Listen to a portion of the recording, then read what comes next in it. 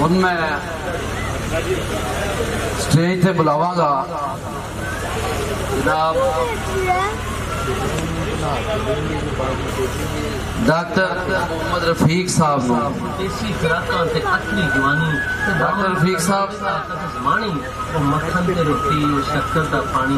बीमार होने के बावजूद तशरीफ ले आए ने पेंडे थला दे आप दा मजमूआ कलाम है डॉक्टर साहब उस तरफों बाबा ते बन के मनासा ते फेरे सुहागा कुआसा कुआसा वो पत्तियों से ताकत खुराका ना रही वो गल्ला ना रही वो बाता ना रही ना पाउडर ना सुल्की ने लाली लाना ते काले जे बुरखे च वोटी ने जाना विछोड़ा ना संजी ते ढावा पे मारे ते पिंड वाले लोकी ने रोण पे सारे वो लोकी वो बंदे वो चाचा ना रही वो गल्ला ना रही वो बाता ना रही ना गाजर का हलवा ना फिरनी पकानी ते जंज नू जलेबियां ते चाह ही पिलानी ते चाह विच होना वो शक्कर दा मिठा ते बोटी सी लम्मी ते लाड़ा सी गिठा वो डोली वो तंबू कनाता ना रहियां वो गल्लां ना रहियां वो बातां ना रहियां ते पिंड दे स्कूलां दा होना है रौला ना बुआ रहमतहू व नसल्ली अला रसूलिल करीम थल्ले ही पढ़ना बिस्मिल्लाहिर रहमानिर रहीम अम्मा बाद मैं आज के कट के हवाले नाल सारा सज्जणा मित्रा का दिल दियां अथा गहराइयों तो मशहूर है कि जिन्होंने अपनी मां बोली की इज्जत वकार और अपने कल्चर बेहतर प्रमोट करने लई एडा सोहना कट किया है कि मैं सुनिया भी आ सारे जानते भी ने गल्लां ओह ने जिहड़ियां बार बार होनियां ने दुख इस गल दा है कि असीं ये गल ते मानने हैं कि असीं पंजाबी हाँ अपनी मां धरती नाल प्यार करना चाहिए है लेकिन असीं अमली तौर पर उसकी नफी करते हैं और उदों बड़ा ही दुख लगता है जदों अपने असीं नई जनरेशन नूं अपने घर अपने स्कूलों कॉलेज पंजाबी बोलने की इजाजत ही नहीं देते बल्कि मैं ये भी वेख्या है कि बाद ऐसे मॉड घर ने कि बच्चा बाहरों को पंजाबी का लफ्ज लै आता है तो उन्हें डांट पैंदी मैं ना जी काबिल फखर ने वो मावां ते भैणां क्योंकि एक मां जिहड़ी वड्डी अकैडमी बच्चे वास्ते होंदी आ हो सकता है बाप या बाहरला माहौल होना ना हो साडियां मावां भैणां ने भी पंजाबी का साथ छड़ दिता ते बच्चों नूं अगे अंग्रेजी ते होर लफ्ज़ां का इजहार करने वास्ते मजबूर कर दिता मैं इंतहाई इनकसारी नाल दर्द दिल नाल बल्कि माजर चाहते हुए गल करांगा कि खुदारा खुदारा खुदारा आने वाली नस्ल नूं असी अपनी मां धरती दे तकद्दस तो आगाह करिए पंजाबी जबान बड़ी रिच जबान है दुनिया के जिस खिते में भी पंजाबी आबाद ने पंजाबी बोली जाती है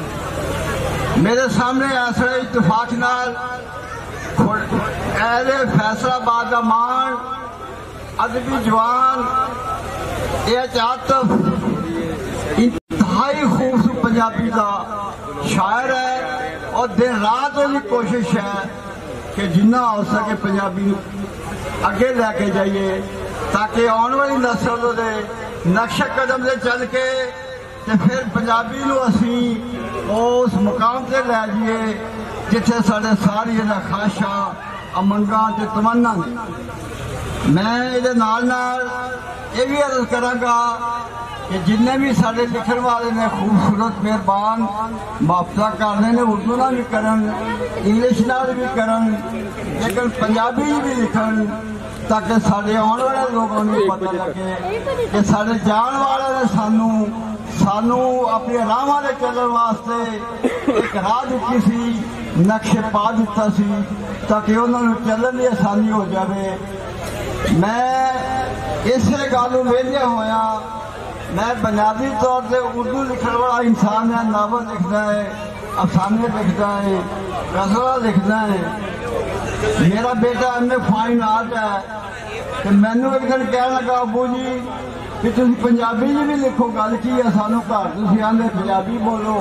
आप तुसीं उर्दू ते होर कुछ लिखी जांदे जे। मैं उस बेटे की गल से गौर किया तो फिर मैनू अल्लाह पाक ने तौफीक दी तो उस दुआवां नाल मैं पंजाबी पैंडा थला का किताब दी जिन्हों साहिवाल के अली महका के प्लेटफॉर्म से पंजाब का दूसरा अवार्ड मिला तो मैनू पता लग्या भी यार मैं तो गलती की उर्दू लिख के एक उम्र गुजार दी। काश वो उस तो पहलों पंजाबी लिखदा तो हो सकता है अफसर रंधावे जी नूं अल्लाह गरीब के रहमत करे वो उत्थे बह के उन्हें तस्कीर होंदी कि जेड़े मैं लफज जेड़े मैं अक्षर जेड़े मैं पैलिया के राही पाया सा वो अपनी मंजिल तक पहुंच। मैं अपनी गल नूं खत्म कर दो पहलों पंजाबी की गजल सुनाना चाहना है कि मरनो पहलों मर जांदे ते चंगा सी, मरनो पहलों मर जांदे ते चंगा सी, दुनिया ते कुछ कर जांदे ते चंगा सी। मरनो पहलों मर जांदे ते चंगा सी,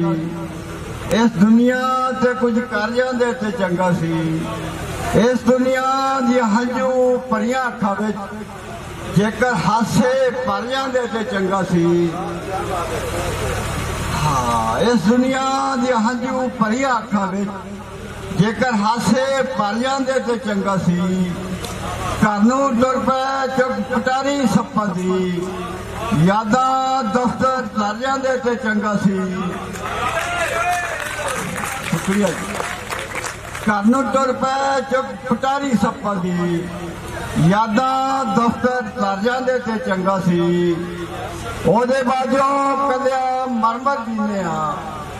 आतफ साहब, ओदे बाजों कलिया मरमर जीने ओदे नाली मर जांदे ते चंगा सी।